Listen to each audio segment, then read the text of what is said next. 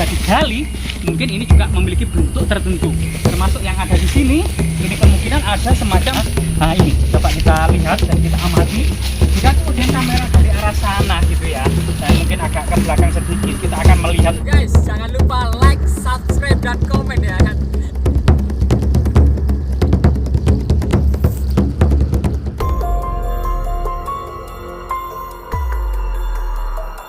Iya, pemirsa, kita berada di dalam hutan ini tidak henti-hentinya untuk melakukan eksplorasi, edukasi, publikasi ya tentang berbagai macam tinggalan leluhur kita. Jadi memang peradaban kita di abad pertama Masehi, puncak peradaban Funan, puncak peradaban perunggu di Asia Tenggara, seiring dengan puncak peradaban perunggu di Asia Tenggara pada awal Masehi ini masuk dan berkembangnya agama Hindu-Buddha di Nusantara. 700 tahun kemudian merupakan puncak dari peradaban Sriwijaya, serta 700 kemudian puncak peradaban Kerajaan Majapahit, ditambah 700 kemudian puncak peradaban Indonesia modern. Diduga beberapa tahun ke depan menjadikan Indonesia bangkit kembali. Setiap 700 tahun sebuah pola sejarah yang tidak bisa dipungkiri. Bahkan setiap 100 tahun di pertengahan abad Masehi muncul Satrio Piningit atau raja besar atau pemimpin terbesar di Nusantara. Kali ini kita terus ya mengeksplorasi bagaimana kemudian tinggalan-tinggalan yang ada di lereng-lereng gunung, di bukit-bukit, di lembah-lembah, di semak-semak belukar, di hutan-hutan seperti ini. Dan di depan kita ini ada semacam jejak peninggalan yang sangat luar biasa sekali, semacam arca terbesar gitu ya.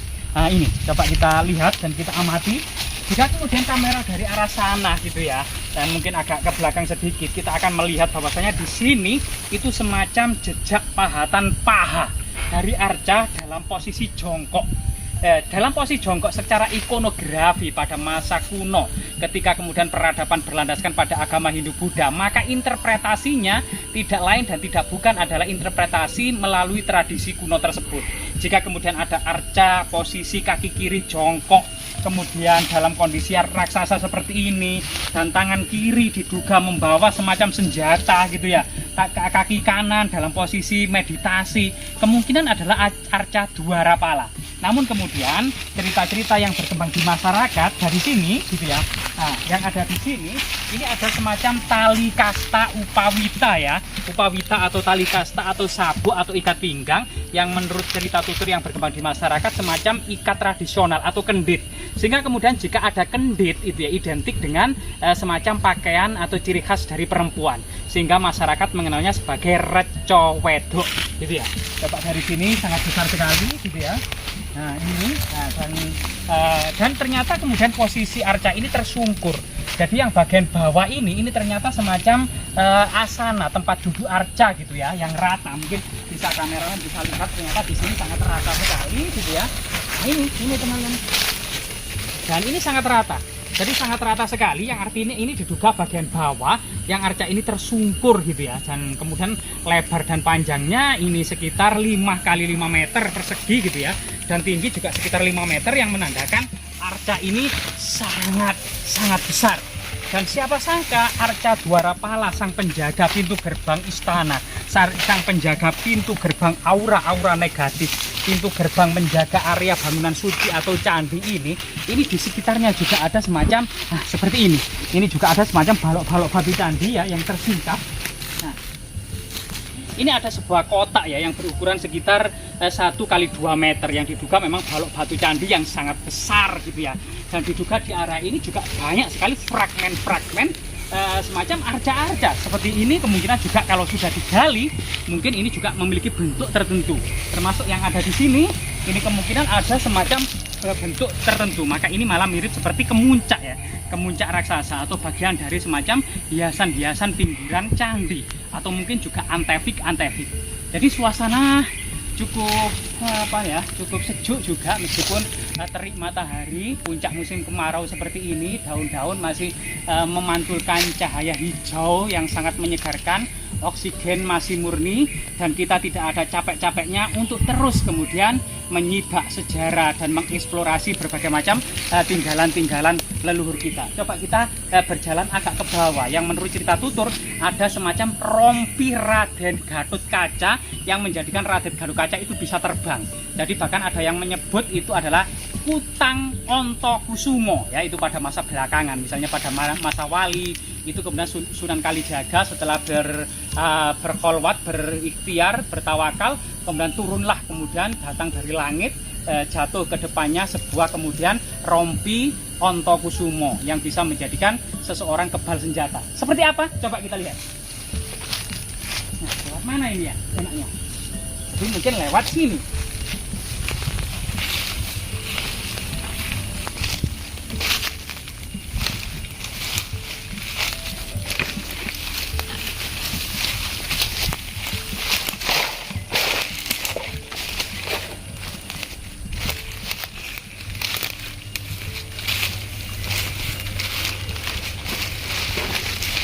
Jadi area ini lumayan tertutup semak belukar ya gitu ya, penuh dengan semak-semak setek gitu ya, dan pakis-pakis sayur seperti ini, dan di bawah itu mungkin terlihat ya bagian hitam, ada semacam bentuk-bentuk misterius.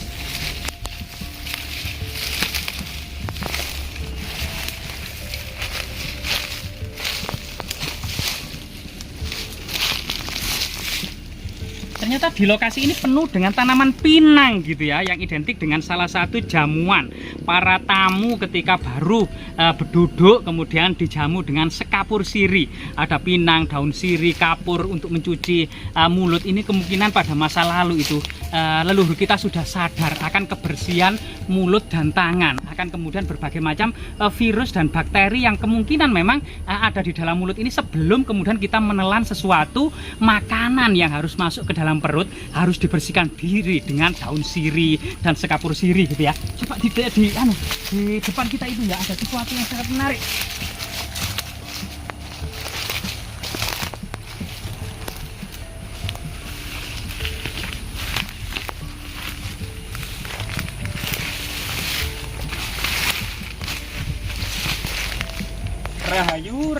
Rahayu, ong wilahing sekering jagat hawana langgeng sekering kacang sekering mayang.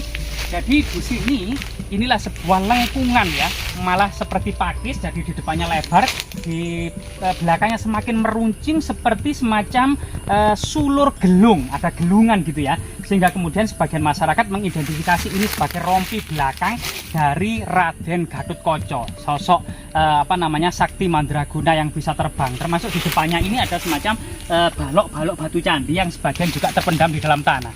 Bisa jadi lokasi ini dahulunya semacam bengkel arca, atau mungkin semacam karesian, tempat para pertapa memahat batu-batu besar menjadi sesuatu yang diperlukan, baik itu kemudian untuk kebutuhan profan, akan istana, akan bangunan-bangunan tertentu, mandapa, seperti umpak gitu ya, termasuk kemungkinan bentuk-bentuk sakral seperti linggayoni, arca-arca, bagian dari konstruksi bangunan candi, antefik, pinggiran candi, pipi tangga candi, dan ini semua diduga di bukit ini pada masa lalunya semacam memang tempat berkumpulnya para cendik-cendikiawan, para empu ya, terutama diduga pada masa Singosari atau pada masa kerajaan Majapahit. Banyak kemudian hal-hal yang sifatnya itu unfinished.